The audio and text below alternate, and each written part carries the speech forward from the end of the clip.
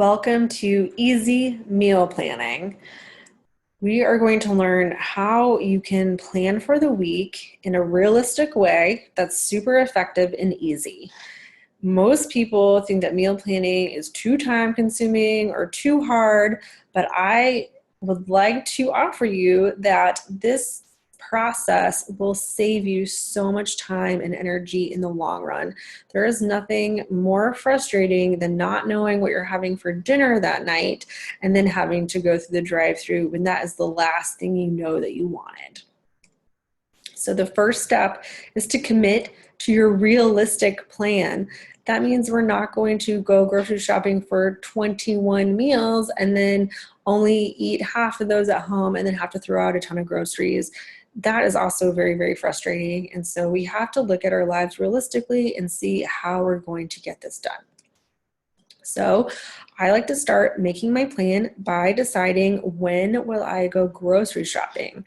I like to go on Sundays after breakfast because it's still a little bit early in the day. It's slightly less crowded because Sundays are the busiest days at the store. But I choose that day still because it sets me up for the rest of the week. I know that Beth likes to go, Mondays at 8 p.m. because she has the store to herself and the kids are in bed. There is no right or wrong. You just pick when you're going to go and you put it on the calendar. Now, it's important to look at your schedule. What do you have going on this week? When will you physically not be able to eat at home? It's important to note that and put that in. If you have family and you've got kids, you're going to want to look at your kids' schedules. When, what activities do they have? What's going on? How can you coordinate around that? And so I have entered that here as some examples. We've got a PTA breakfast, your kid's got a soccer tournament on Saturday. How are you going to fit in meals based on what's going on in your actual life? Now, if every single square in here is yellow, maybe it's time to look at your schedule and see, is every activity necessary? Do you need to scale it back, right? But for the most part, this looks like a kind of standard schedule for a lot of people. As far as maybe going out to eat 4 to 6 times a week. Now, thinking about your 80-20 lifestyle, that means that 80% of the time you're following your protocol while 20% is slightly more flexible. Not to be confused with joy eating, which if you're our client, you'll know what that means.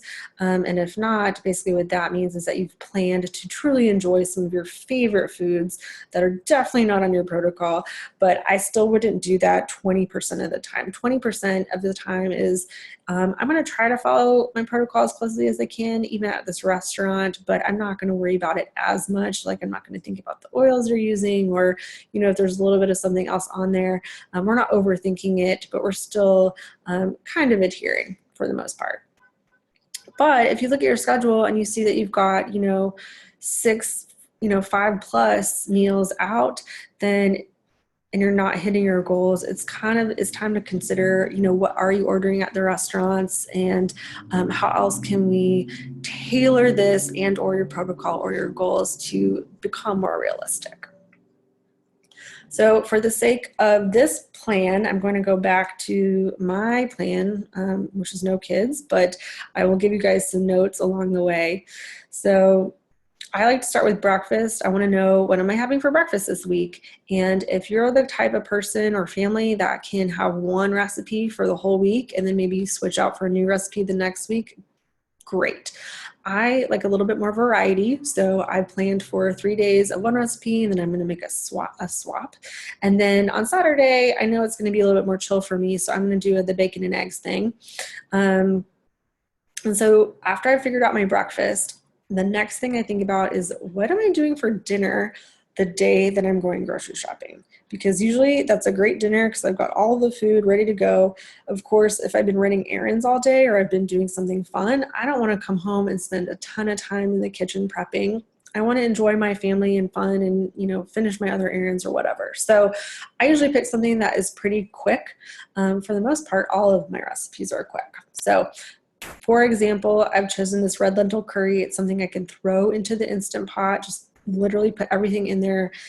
set it and forget it for, 15 minutes and dinner's ready, no problem. And what's great about this is I know that I can also have it for lunch the next day. That's really easy to carry over. And I like to think about that as planning my dinners for the nights where I know I don't have anything going on that night. And then I automatically have taken care of lunch for myself or my spouse the next day. So we'll fill those in. I've got the chicken stir fry, Greek shrimp, 1 pan salmon. Now I have 2 lunches that have not carried over, and I don't really know what to do here, but I've got a simple solution for that, which is a salad kit. You can just go buy a bag of salad and then fill it in with some protein of choice, whether that's some beans or some rotisserie chicken or lunch meat, whatever you got to do. And then here's a little example. If you've got those kiddos, you're going to want to make sure that you add in, like, what are they having for lunch all week? So I put here like meatballs or PB&J. So if you do meatballs, you're going to do like meatballs, maybe some veggie sticks, some kind of dip, maybe some fruit, that kind of thing. PB&J is obviously really simple. So you'll fill in, what are your other family's needs here? As far as dinners go with the kiddos, we really recommend, you might assemble it slightly differently, but we really want you to be using the same ingredients as much as possible because you are not a short order cook, and it's great to make sure that your kids are kind of getting the same thing that you are. But if for whatever reason they're not, then you're going to want to go ahead and add that in there as well. And going back to the original plan for the sake of this demo, I always include snacks, and this is for adults and kids alike. This does not mean I'm just going to have nuts on Monday and guac on Tuesday, but I'm just listing them this way so that it fits in the boxes. But basically, I'll have all of these snacks on hand for myself throughout the week. Now, from there, I make a grocery list. So I simply go to here, I'll look at what do I have on my plan. I've got veggie scramble, I'm going to write that down. I've got overnight oats, I'm going to write that down. So you'll just list the entrees or the dishes that you're making throughout the week as part of your grocery list. And then I go through each dish and I think, well, what do I need, right? So for my egg scramble, my veggies, I'm going to do a slaw mix. That's really easy. I don't have to chop anything up in the morning. I just throw it all in a pan. Easy and done. For my overnight oats, I need almond milk and peanut butter and some oats. I got bacon and eggs on hand, so I'm not going to buy anything for that. For my red lentil curry, here's what I need. I've highlighted the veggies that I'm going to use there. My salad kit's pretty self-explanatory. And then I just went in, filled everything out, and then I highlighted these veggies so that you could see how I've selected different vegetables for each dish. And you will know how to do that based off of my Cooking Without Recipes video. Now from here, this actually could be a grocery list. You don't have to do anything. You could just run to the grocery store with this, pretty easy.